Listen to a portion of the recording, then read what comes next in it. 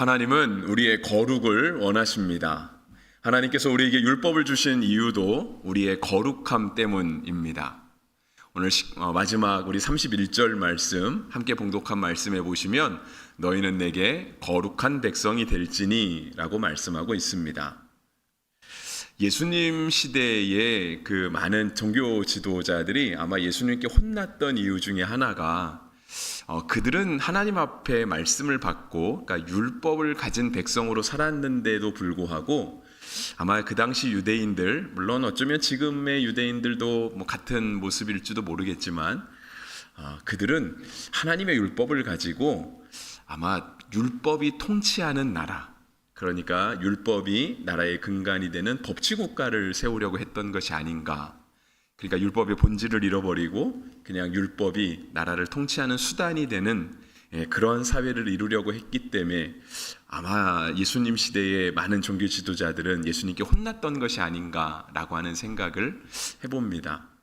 물론 우리가 그 시대를 조금 더 연구해 봐야 되고 그 시대의 사회상이나 정치상들은 잘 알 수 없기 때문에 명확하게 그렇다라고 말할 수는 없겠지만 하나님께서 우리에게 주신 율법도 예수님께서 그 당시 제자들과 함께 많은 이스라엘 백성들과 함께 살아가시면서 다시금 가르쳐주기 원하셨던 율법의 본질도 그 율법에 의해서 통치되는 나라를 세우기보다는 그 율법을 지킴으로 말미암아 하나님께 거룩한 백성이 되기를 원하셨던, 그러니까 법을 잘 지키는 법치국가의 국민이 아니라 하나님의 말씀을 지키며 살아가는, 하나님의 마음을 품고 살아가는 거룩한 백성이 되기를 예수님께서도 우리에게 가르쳐 주신 것이다 생각합니다.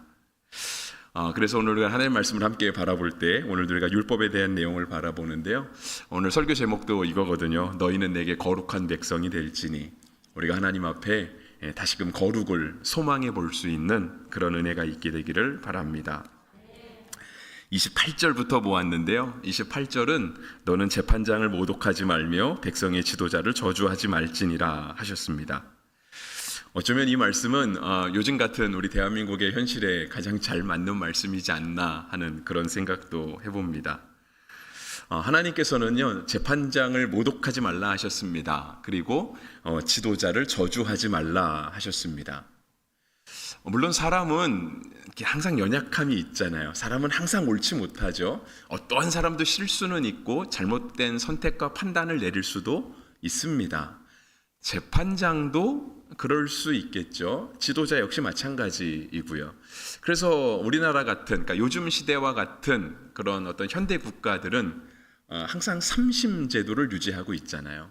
그러니까 처음에 재판에 실수가 있을 수 있고 판결이 잘못될 수 있기 때문에 첫 판결이 억울하면 두 번째 한 번 더 받을 수 있고요.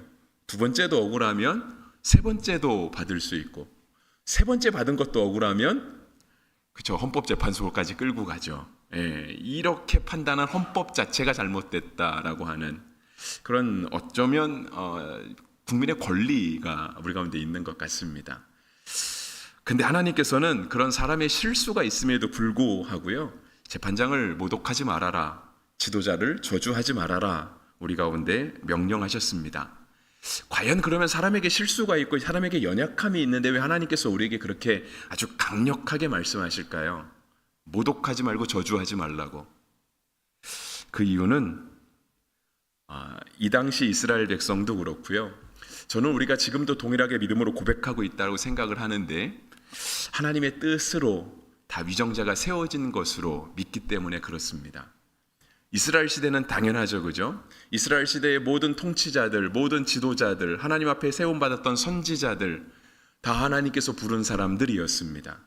하나님은 도리어 이스라엘 백성 가운데 나라가 세워지는 것, 왕이 세워지는 것을 원치 않으셨습니다. 도리어 하나님은 사사가 다스리기를 원하셨죠.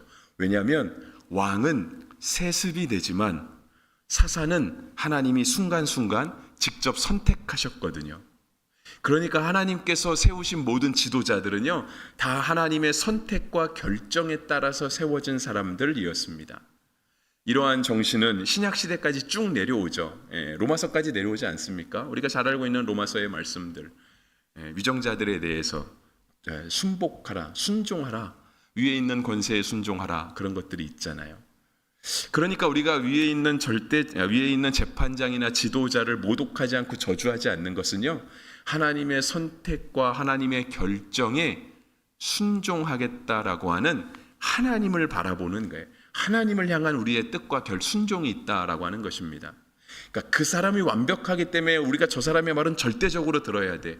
저 사람의 생각은 누구보다 현명하기 때문에 우리가 저 사람의 판단은 절정적으로 받아들여야 돼가 아니라, 하나님께서 사람을 세우시고 하나님께서 오늘도 이 나라를 움직이고 계신다라고 하는 우리가 믿음을 가지고 있다라고 한다면, 우리가 함부로 재판장을 모독하거나 지도자를 저주하는 일들은 삼가야 하는 것입니다.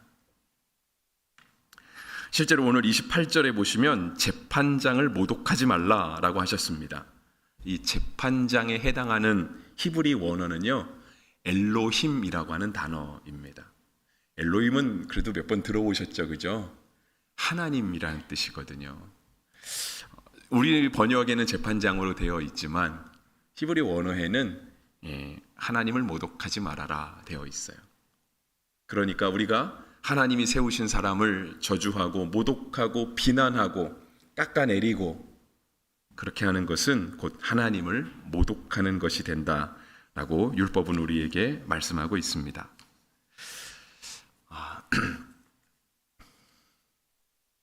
저는 이 얘기를 해야 되나 말아야 되나 설교 준비하면서 조금 고민을 했는데요. 그래도 저는 우리 교회에 와서 한 1년 조금 넘게 있으면서 사실상은 이런 우려들은 잘 안 해봤습니다. 그래서 하지 않아도 될 거라는 생각이 많은데, 저는 이렇게 교회에 있으면서 우리 교회 안에서 정치 얘기하시는 거는 제가 잘 못 들어본 것 같습니다. 그래서 너무 잘하고 계신 거다라고 제가 생각하고 있고요. 앞으로도 그냥 당부드리기는 우리 교회 안에서는 웬만하면 정치 얘기는 안 하시면 좋겠습니다. 예를 들어서 제가 만약에 그냥 색깔로 하겠습니다. 편하게.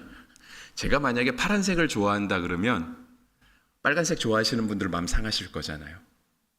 제가 파란색을 막 옹호하는 그러한 입장에서 설교를 하면 빨간색을 좋아하시는 분들은 제 설교가 들릴까요? 안 들릴까요?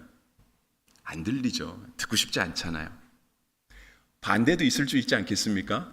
제가 빨간색을 좋아해서 빨간색을 옹호하는 이야기를 하면 파란색을 좋아하시는 분들은 그날 설교 못 듣고 가실 거잖아요. 그날 은혜 전혀 못 받겠죠, 그죠? 그러니까 우리가 교회 안에서 어떤 정치 색깔을 드러내는 것은요, 어떤 나의 소신을 드러낸다는 그런 것은 아니고요. 정말 너무 위험하게 교회를 분열시킬 수 있어요. 두 쪽으로 갈릴 수 있거든요.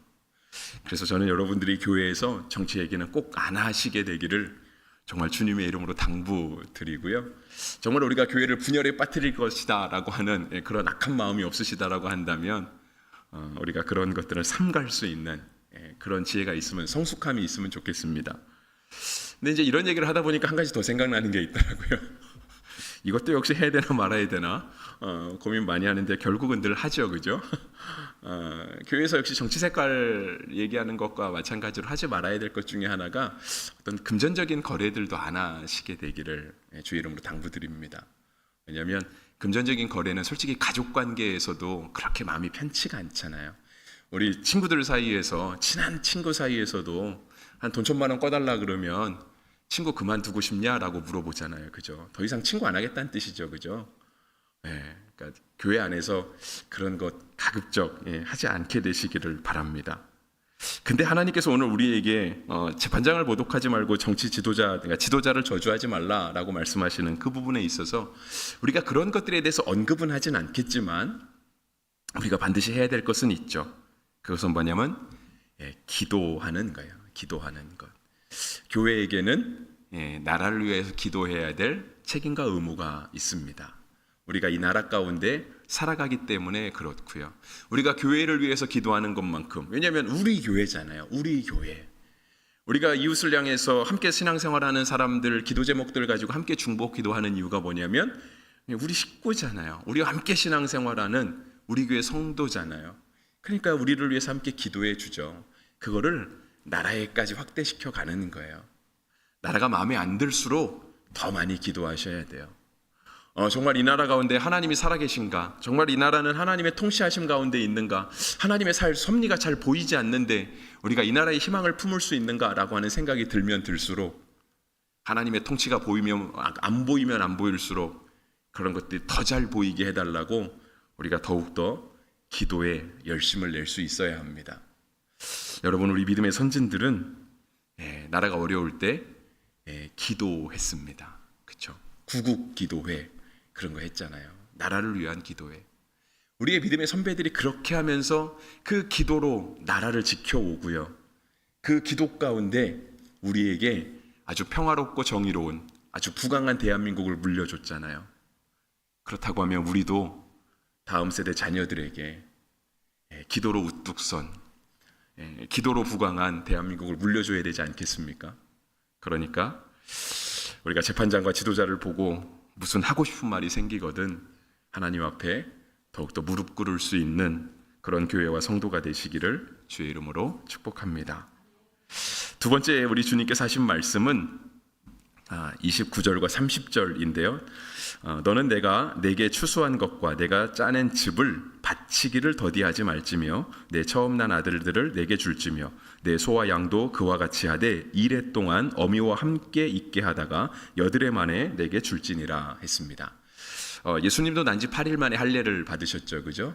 그래서 요 말씀과 비슷합니다. 여드레 만에 내게 줄지니라. 처음 난 것에 대한 하나님께 드려지는 어떤 그런 예식들을 갖는 건데요. 말씀이 우리에게 전해주는 율법의 실제 내용은 정말 드리라 하는 것입니다. 우리가 새벽에 민수기 보고 있죠, 그죠? 백성의 숫자를 쭉 세오잖아요. 그리고 레위는 세지 않았습니다.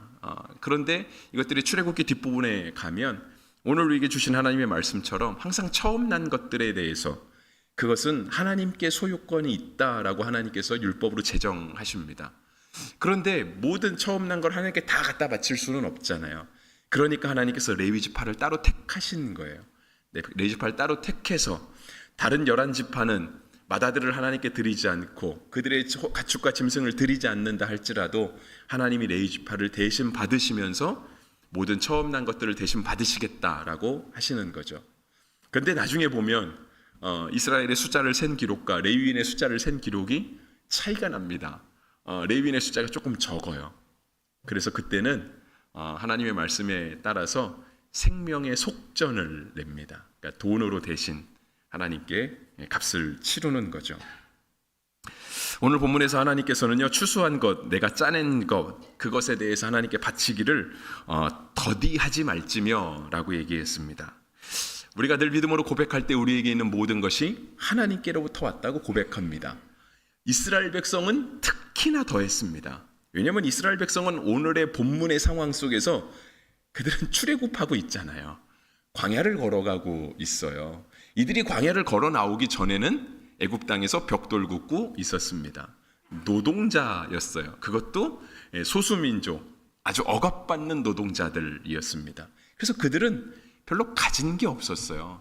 그래서 하나님께서 이스라엘 백성들이 출애굽할 때요, 하나님께서 이스라엘 백성들에게 하신 어떤 특권, 하나님 주신 말씀이 뭐냐면 너희가 출애굽할 때 애굽 사람들에게 물건을 달라고 해라. 가서 물건을 요청해라. 그런 얘기가 있습니다.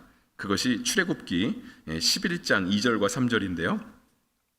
백성에게 말하여 사람들에게 각기 이웃들에게 은금 패물을 구하게 하라 하시더니 여호와께서 그 백성으로 애굽 사람의 은혜를 받게 하셨고 또 그 사람 모세는 애굽 땅에 있는 바로의 신하와 백성들의 눈에 아주 위대하게 보였더라 했습니다. 그러니까 별로 받은 게 없잖아요. 가진 게 없잖아요. 근데 광야길은 걸어가야 되잖아요. 그러니까 너희가 나올 때 가서 애굽 사람한테 달라 그래. 근데 그것이 아주 값없는 볼품없는 걸 달라고 한 게 아니고요. 은금 패물을 구하게 하라. 근데 그리고 가서 정말 달라고 했더니 하나님께서 이 이스라엘 백성들의 위치를 애굽 사람들이 볼 때요, 아주 위대하게 보이게 했다라고 하는 거예요. 그래서 그들이 애굽 사람들에게서 물건을 받아서 옵니다. 다 누가 주신 거예요? 하나님이 주시는 거예요. 이스라엘 백성들은 정말 그들에게 가진 것들은 다 하나님이 주신 거라고 고백하지 않을 수 없었던 거예요. 근데 사실상 이 고백은 오늘 우리도 하고 있잖아요. 하나님 우리에게 있는 것은 다 주님께 있는 것입니다. 여러분, 우리가 돈을 쫓아간다고 해서 돈이 벌리던가요? 세상 사람들도 돈을 쫓아가서는 돈 못 번다고 얘기하잖아요. 돈이 우리를 쫓아오게 해야 된다고 그렇게 얘기를 하죠. 여러분, 건강, 우리가 건강 지키려고 쫓아가면 건강에 우리가 완벽한 사람이 되나요? 그것도 아니죠. 명예도 마찬가지고요. 권위도 마찬가지고, 그 어떠한 것도 우리가 쫓아간다고 해서 그것이 우리 가운데 얻어지는 것은 절대 아니잖아요. 그런 성격의 것들이 아니거든요. 그렇기 때문에 그건 누가 주시냐면 하나님이 주시는 거예요. 우리에게 있는 모든 것도 하나님 주시는 거예요. 당연히 백성의 재판장과 백성의 지도자도 하나님이 주시는 거예요. 우리가 노력한다고 해서 되는 게 아니기 때문에 그렇거든요. 그래서 하나님께서는 우리에게 그것을 하나님께 다시 돌려드리는 데 있어서 더디하지 말아라 했어요. 이 부분을 공동번역과 새한글 성경에서는요, 하나님께 드리는 것을 미루지 말아라 라고 번역을 했고요. 제가 간혹가다 영어 성경도 말씀드리잖아요. 영어 성경은 이 부분을 뭐라고 번역했냐면은 하나님께 드리는 것을 실패하지 말아라, 그러니까 fail이라는 단어를 썼어요. 우리가 실패하다는 뜻의 fail이 있잖아요. 그러니까 우리가 하나님 앞에 드리는 부분에 있어서 낙제하지 말아라. 우리 적정 성적을 거둬주면 낙제하잖아요. 다음에 다시 해야 되잖아요. 페일한 거잖아요. 그러니까 하나님께서 우리에게 하시는 말씀이 그거예요. 하나님께 드리는 부분에 있어서 더디하지 말고 미루지 말고 거기에서 실패하지 말고 하나님께 드리게 된다라고 얘기하는 거예요. 근데 이렇게 언제 드릴 수 있냐면 우리에게 있는 모든 것이 하나님께로부터 왔다라고 하는 믿음을 고백할 때, 그때 드릴 수 있어요. 그러니까 우리가 하나님께 드리는 거는요, 사실상 다 믿음의 고백인 거예요. 액수가 중요하지 않죠. 우리가 주일에 보통 하나님께 주일에 헌금 드리잖아요. 우리가 또 헌금만 드리나요? 헌신하잖아요. 몸으로도 봉사하고 마음으로도 기도하고, 다 하나님께로부터 온 것임을 드리는 우리의 믿음의 고백입니다.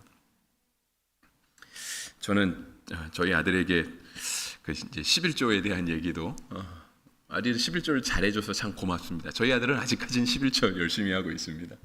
옛날부터 늘 그렇게 얘기했던 것 같아요. 훈련이다, 훈련. 11조 훈련.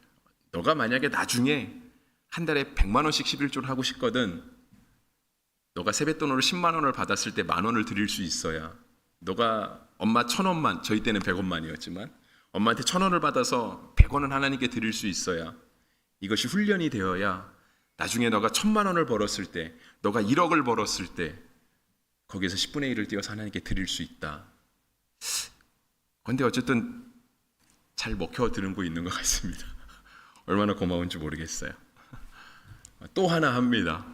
또 하나 하는 건 뭐냐면 첫 예물을 드려라 라고 아들한테 이렇게 요구합니다. 이렇게 부탁 겸 그렇게 양육하고 있어요. 잠언 3장 9절에 이런 말씀이 있거든요. 내 재물과 내 소산물의 처음 익은 열매로 여호와를 공경하라 했습니다. 첫 열매가 하나님의 것이란 얘기는 오늘 본문에도 있죠, 그죠? 29절 끝에도 있잖아요. 내 처음 난 아들들을 내게 줄지며 내 소와 양도 그와 같이 하되 라고 하면서 처음 난 것은 하나님의 것이다 라고 하는 이 말씀이 율법 안에 굉장히 여러 군데 많이 나옵니다. 근데 저는 그 중에 3장 9절 말씀을 제가 여러분께 말씀드린 거고요. 여러분, 첫 예물을 드릴 수 있는 기회는 인생에 총 몇 번 있을까요? 한 번밖에 없어요. 그렇지 않아요? 우리가 매달 일해서 급여를 받잖아요. 돈을 벌죠. 수익을 얻잖아요. 근데 그거는 그냥 매달 버는 거죠. 매달. 근데 이렇게 우리가 매달 버는 길을 언제 처음 벌었을까요? 그 항상 첫 시작점이 있겠죠. 그죠? 우리가 첫 예물을 드릴 수 있는 기회는 인생에 한 번밖에 없습니다. 물론 이제 첫 예물을 드리는 걸 조금 더 확대할 수는 있어요. 뭐 이렇게 아르바이트를 바꿀 때마다, 뭐 직장을 옮길 때마다, 뭐 저 같은 경우는 그러겠죠. 교회를 옮길 때마다 첫 예물을 드리는 거. 첫 예물을 드릴 수 있는 기회는 우리 가운데 많지 않습니다. 그래서 제가 저희 아들한테는 그 기회를 놓치지 말아라 라고 얘기를 해요. 그래서 제가 이거 설교 준비하면서 인터넷을 좀 찾아봤더니요, 왜냐하면 제가 이제 첫 예물에 대한 성구를 찾으려고 인터넷을 찾아봤더니 정말 많아요. 오늘 본문에도 물론 있어서 안 찾아도 상관이 없었지만 그래도 가장 적절한 말씀을 찾으려고 제가 찾아보려고 인터넷을 막 뒤져보니까 어떤 교회에서 자꾸 첫 예물을 드리라고 목사님이 강조를 하더라는 거예요. 거의 뭐 안 드리면 혼날 것처럼, 큰일 날 것처럼.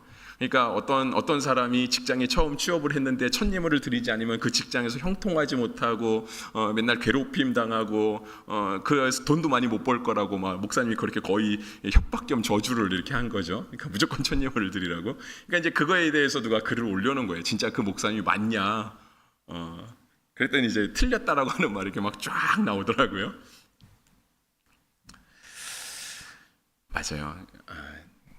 그러니까 그래서 우리가 첫 예물을 드리는 건 아니죠. 만약에 우리가 그렇다라고 한다면 그건 너무 기복주의적인 신앙이고요. 만약에 우리가 그것을 꼭 지켜야 된다라고 한다면 그거는 아까 말한 대로 법치주의 국가를 세워가는 것과 똑같은 거예요. 그런데 여러분 생각해 보세요. 돈이 없으면 내가 없지 하나님이 없을까요? 아니요, 하나님은 돈 없지 않아요. 하나님이 정말 현찰이 부족해서 우리에게 요구하실 리는 없잖아요, 그죠? 우리 가운데 그거를 드림으로 말미암아 거룩한 백성이라, 우리가 하나님께 속한 백성이다라고 하는 것을 고백하게 하시는 거예요. 그래 하나님의 백성으로, 거룩한 백성으로 살아가라고 얘기하는 거예요. 그랬더니 어떤 사람이 댓글을 달아놓은 게 그거예요. 지금까지도 부모님께 손 벌리면서 살았는데 이제 직장에 취업해서 더 이상 손 벌리지 않아야 되는데 우리가 첫 예물 다 드리고 나면 또 손 벌려야 되지 않냐고 그러는 거예요. 지금까지도 벌렸는데 한 번 더 벌리면 큰일 날까요?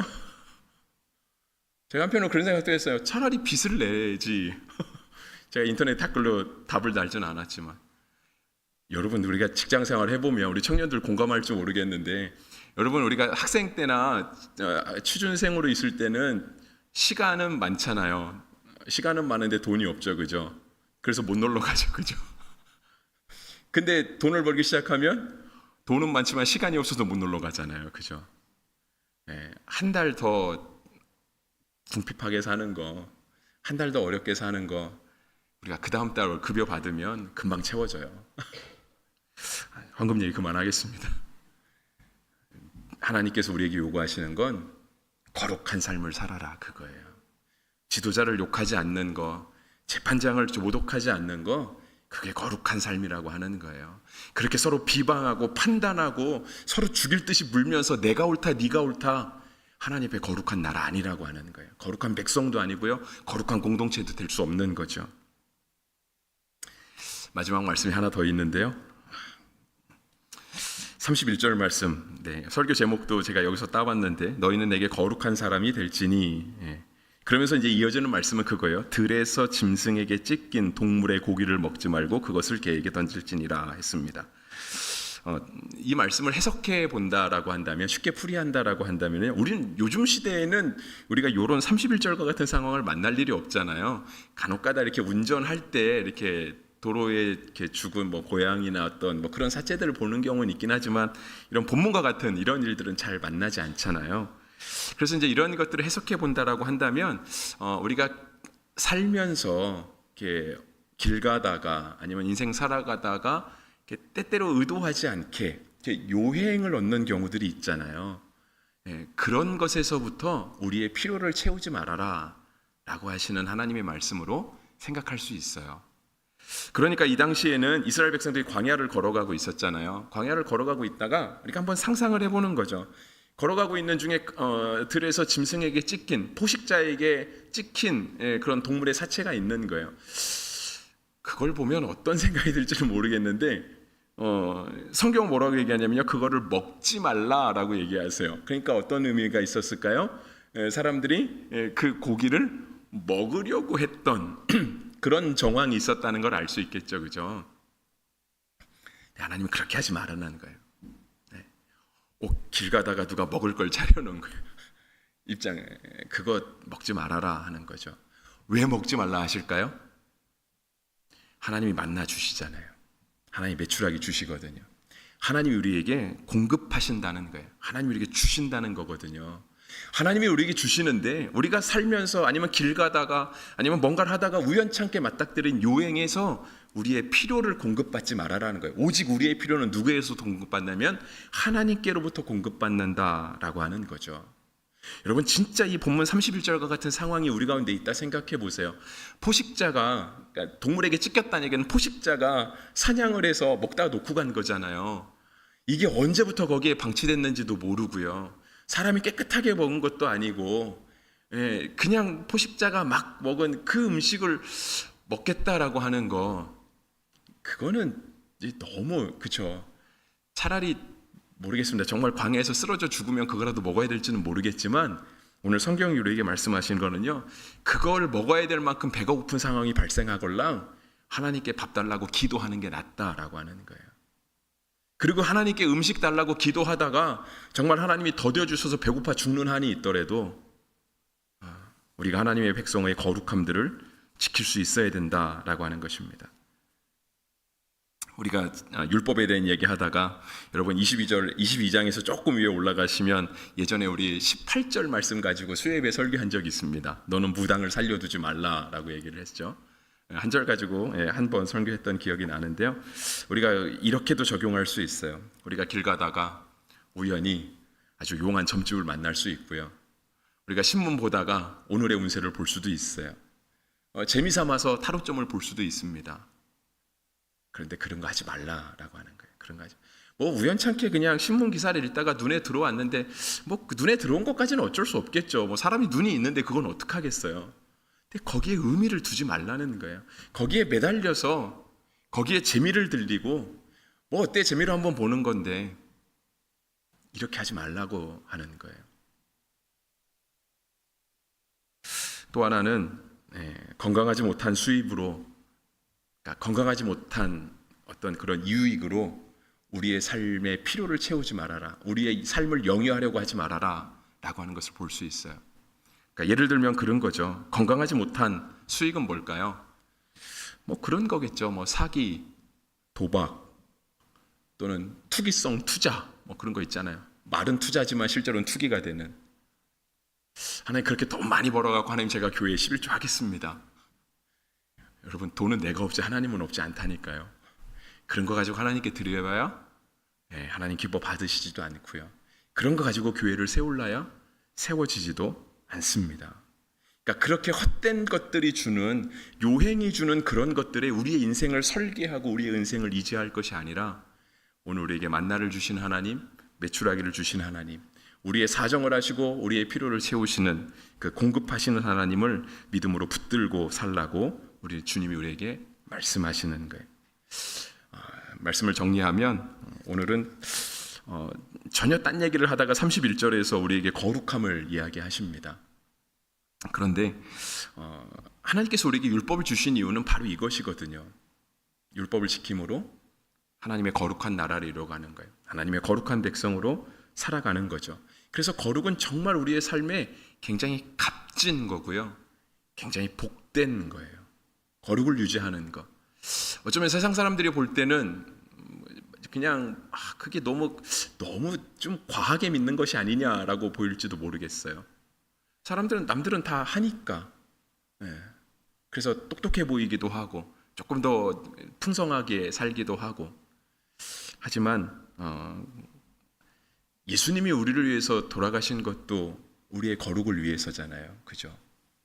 그러니까 하나님은 우리의 거룩을 원하세요. 주님이 십자가에 못 박히시기까지, 주님이 사람의 몸을 입으시고 우리에서 대신 죽으시기까지 우리에게 주시려고 했던 것이 바로 거룩함이거든요. 그래서 거룩을 우리가 정말 값진 것으로, 정말 복된 것으로 여길 수 있어야 하겠습니다. 재판장과 지도자들 위해 비난하지 말고 기도함으로 거룩한 사람이 되면 좋겠습니다. 하나님께 즐거이 드림으로 말미암아 거룩한 사람이 되시길 바랍니다. 세상 요행을 바라지 않고 하나님을 신뢰함으로써 우리가 거룩한 사람이 되기를 주의 이름으로 축복합니다. 너희는 내게 거룩한 사람이 될지니 하나님께서 오늘 우리에게 주신 율법이자 명령입니다.